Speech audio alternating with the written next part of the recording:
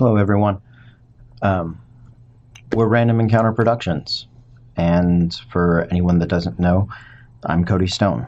This is my channel. Um, my friends and I engage in roleplay, fantasy, and live plays of a variety of RPGs and things of the nature. We here don't usually participate or comment on politics of the day because, one, that's not the content that we believe people come to us to see. So I'm going to have to apologize to our normal viewers at the moment because there has come a point in time in which I, as an individual, and by extension, my company, has to take a stand and make a statement. So, since this is not our usual content, I'm sorry. We will be getting back to that shortly. But in the meantime, I encourage you to watch this, listen to it. If it helps you express something, if it helps explain a point of view or an opinion, or just reassures you that other people see you, hear you, and feel the same as you do, then it's done its job. Let me be very clear right from the start. Black Lives Matter. Anyone that is going to shut down or reply with All Lives Matter, sure, you're right, but your semantics are not welcome, nor are they the issue of the day. The issue of the day is the continued systemic police brutality against unarmed, compliant citizens, people that all have a very clear common denominator, that being the color of their skin. To anyone that has not experienced the difference in interactions with figures of authorities based on the color of your skin, let me assure you, it is real. I have very limited experience with it, but very real experience. I am of mixed descent, and when I am surrounded by my Caucasian friends and have had to interact with police, it has all been very respectful, cordial, and while never a easy interaction, not one that I felt could blossom into an event of violence. However, when I am surrounded by my Black, African American, Latino friends, I very quickly start looking real Mexican. And those interactions have been far more prone to have the potential of violent or unsavory ends. They were tenser. And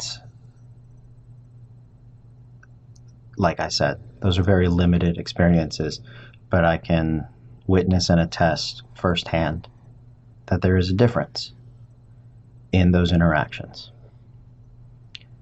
When you talk about the actions of a police force, it is very difficult to not acknowledge that there are good cops.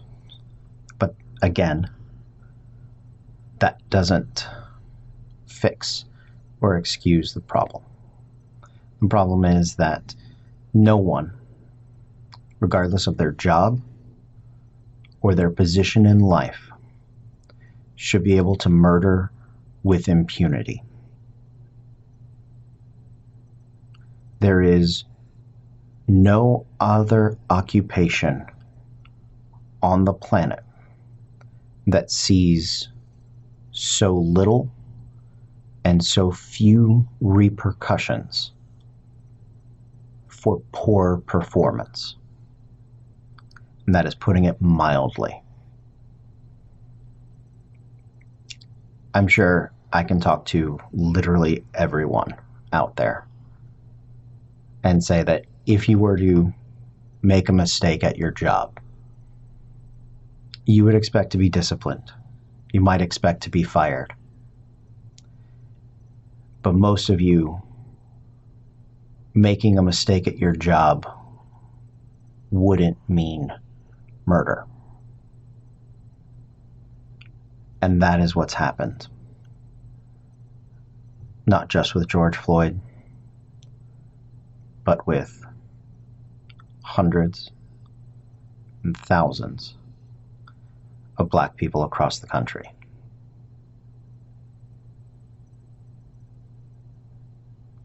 We, here in Orlando, are attempting to reopen after quarantine from the coronavirus. We are attempting to get back to a sense of normalcy. We are a city drenched in magic and fantasy. But the realities of police violence are very real.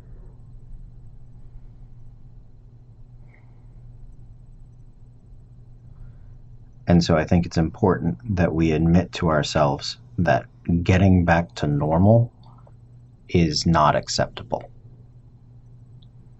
Getting back to the way things were is not enough. Especially when the way things were for a huge portion of the population was mired in fear and distrust.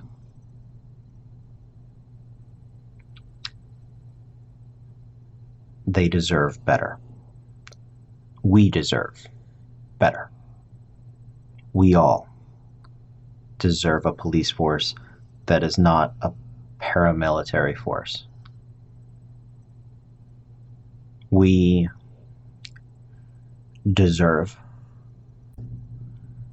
the ability to call for help from civil servants and not fear our own safety or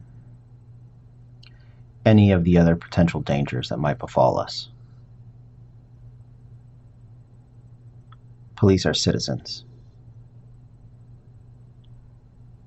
but the system currently treats them as something different, as something above, as something beyond reproach.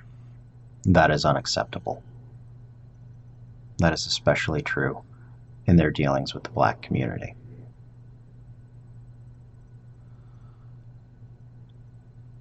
For anyone that thinks that I shouldn't be talking about this because I am not Black, I respect your opinion.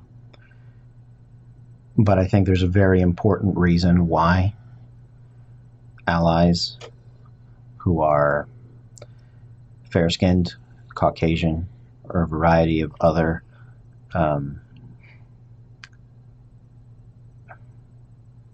colors of privilege have to. Because the truth is, I have a far better chance of breaking through to someone that looks like me, to enter someone's echo chamber that is surrounded by right-wing or alt-right propaganda than persons of color do. The message has to permeate all levels of society, all walks of life, all individuals. So I'm going to do my best to spread good information, opinions, facts that are beneficial, to help people acquire the rights which we all claim to believe in.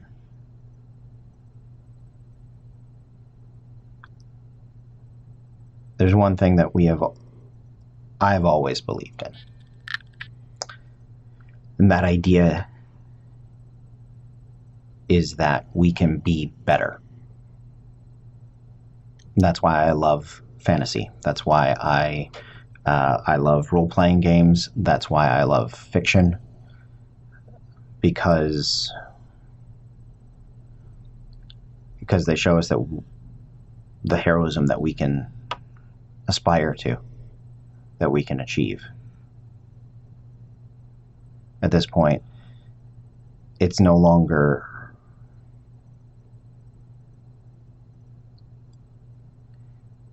it shouldn't be bold or heroic to say that unarmed, compliant, honest people being killed is wrong. It should be mandatory.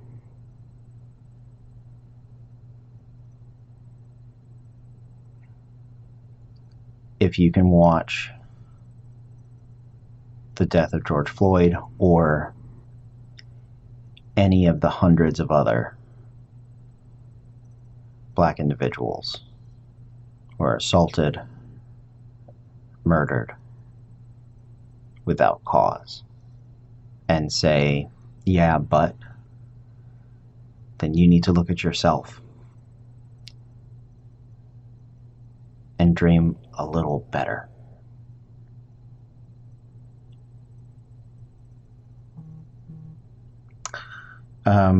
There may be more of these. There may not. They come out raw and unedited specifically because honesty and authenticity are the only ways to address something as personal, as meaningful, and as heartbreaking as this.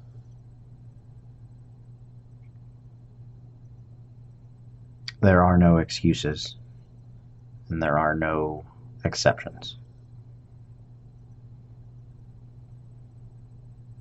We as a society have to be better.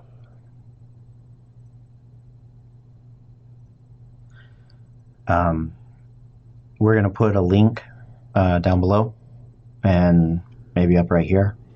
I don't know. It's going to have instructions for how you can support Black Lives Matter. It's going to have links and places for you to donate. And we are going to continue to speak up and speak out. So I hope that this resonated with someone. I hope that this helps in some small way. And